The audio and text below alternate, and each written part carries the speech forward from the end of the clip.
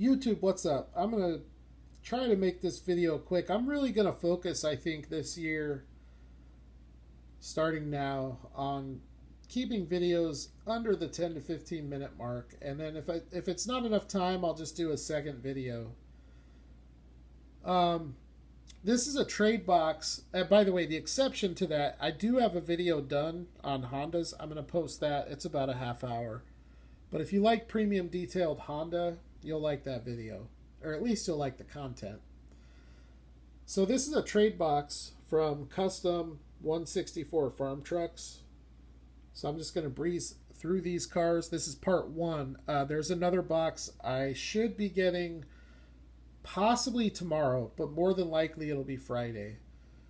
So this is a civilian model Ford Explorer. It's not listed in the ZA3 database yet. So either it's super rare, which I don't think it is because it's numbered at 4400. I think it's just something that hasn't been uploaded into the database yet. But it's a really cool civilian deco. There have only been 5 civilian model Ford Explorers released. Only 5. 6, I guess, if you count the New York Yankees ones, which who wants to do that? It came out in white, maroon, blue, champagne, and brown. The only 2 that I have is this one and the brown one. So really cool car. Definitely happy to have that. This one I'm especially happy to have. When he sent me a picture of this, my first thought was that it was a detampoed Hot Pursuit. But there's no evidence of tampos coming off of this, as the clear coat remains equally shiny throughout the entirety of the casting. But once I got it and I got it unpacked and looked at it, my theory and my suspicion was confirmed. Most of you Greenlight collectors probably have this car in your collection. It's a recent Hot Pursuit release for the U.S. Marshals. So a little bit of acetone.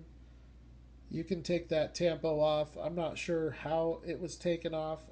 I wouldn't try it because I would screw it up. But whoever did this did a perfect job. There's no indication that those tampos were ever on this car.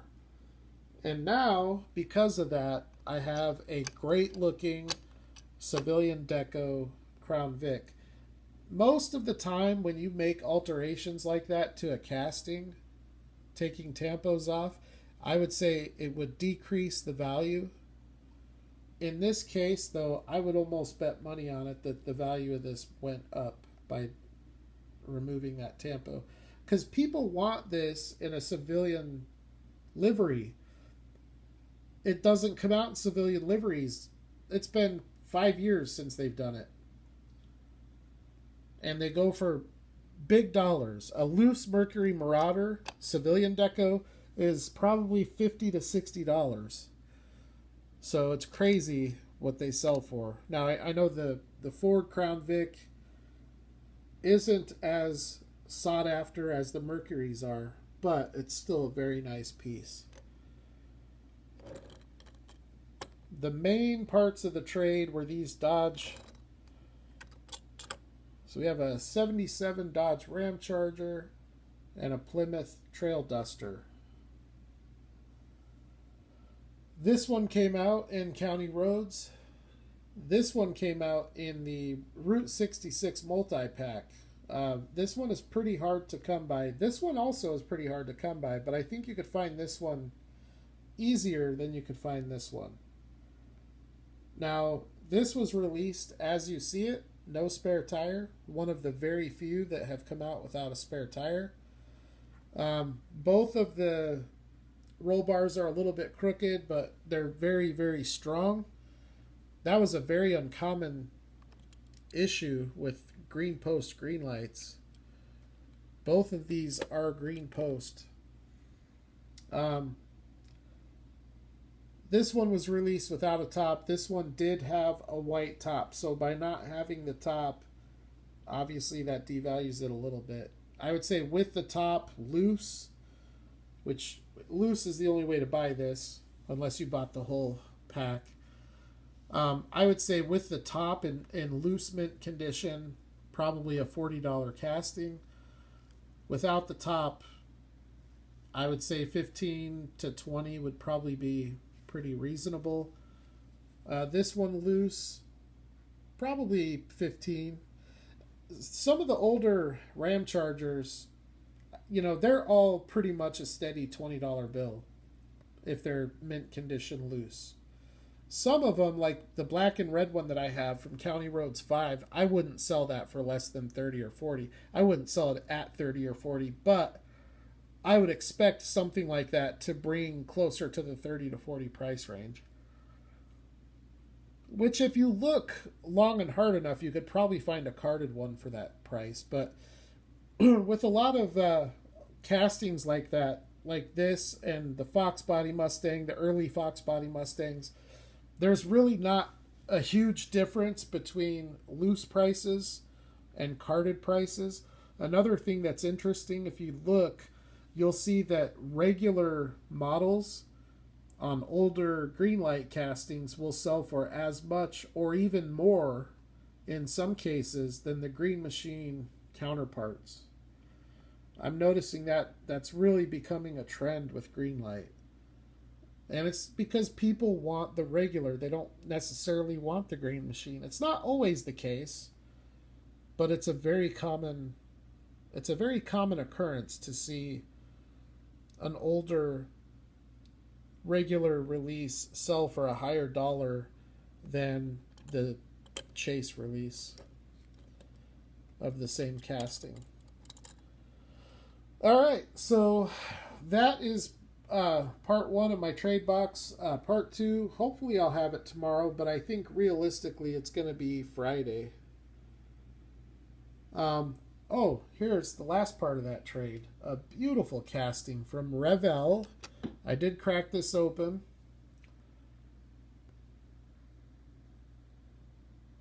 That is a brilliant casting from Revell. This is easily their second best casting. I still think the 96 Impala is the best. But this is incredible. By far and away, the nicest Honda Civic hatchback to have ever come out until Tomica brought out the TLV. The Johnny Lightning doesn't even come close. It's not even in the same realm. This thing is so nice, so well executed. There are some things about it I don't like the headlights. However, the stance pretty much perfect, the wheels pretty much perfect. There are some issues with the paint. That's a very common thing for cars that were made in China back in that 2000 to 2003 time frame. Does have lens taillights. So it's a really nice little car. I'm happy to have that. It's hard to put a value on this. I've seen them sell as low as 25, and I've seen them sell for as much as 80. So it just depends when you list it, I guess.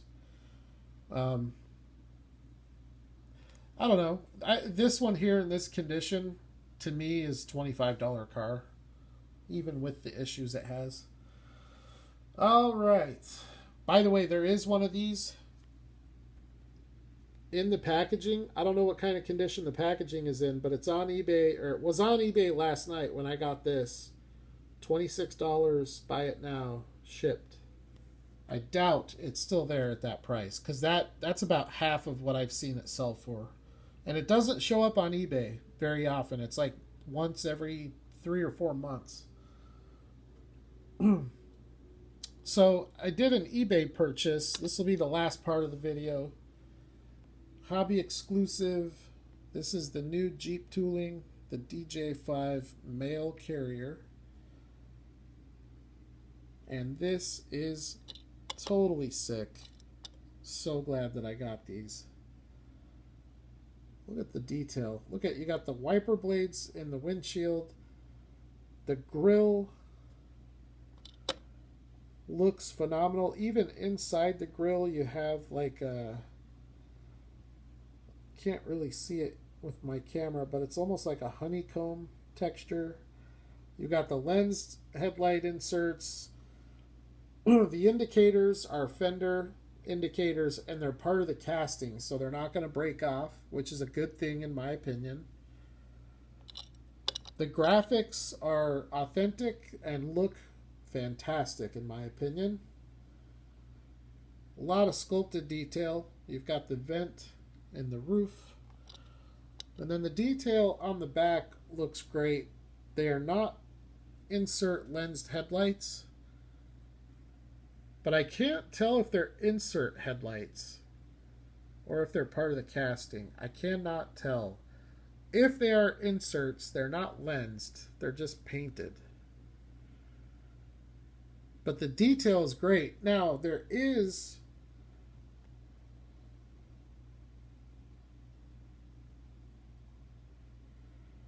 even the hatch. That just looks so killer to me. Even the little chrome hatch is so heavily detailed. That almost looks like a lensed light. But that wouldn't be the case, I don't think. Another really cool thing about these Jeeps is look at the logo. Let's look at that logo and let's compare it to today's USPS logo, which is okay. The old one is definitely better. I'm a sucker for nostalgia. I'm not gonna lie. I am a sucker for nostalgia. That's why I love going to antique malls. Just anything that takes me back. It's one of my favorite things. But anyways, I am super happy to add this to the collection. I kind of want to get a fleet of both of these. Not a big fleet, but maybe like 3 of each. You know, enough to service a small town. So this is not the only release, though, because so as a kid growing up in the 80s, this was the mail carrier vehicle for the first probably 14 years of my life. And then in the early 90s, the post office